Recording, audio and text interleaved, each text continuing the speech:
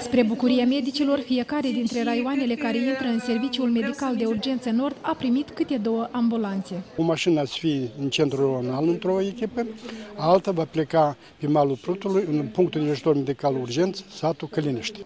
La fiecare al 3-lea apel dintr-un milion au răspuns în anul trecut medicii de la stația zonală Nord, fapt înregistrat de serviciul 903 de la medicina de urgență. În jur la 90% municipiul Bălți este asigurat cu transportul necesar. Mai mult decât atât vreau să vă spun că transportul este calitativ. Datorită reposatului domnul Liviu Bogdan au fost primite și un număr, undeva în jur la 10 mașini au fost primite pe ajutoare materiale, pe ajutor umanitar și noi le vedem pe străzile noastre.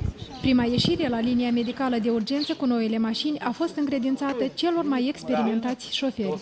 Suntem bucuroși pentru că cu așa mașină cum eram la noi, nu dovedem să lucrăm cum trebuie, așa că și bolnavii erau nesatisfăcuți că colbăra intrânsa și nevoie, dar dacă mașina e nouă, poate nu spune nici bolnavii că mai bine pe jos să meargă decât în așa mașină. Pentru achiziționarea celor 18 ambulanțe din bugetul de stat au fost alocate circa 4 milioane de lei.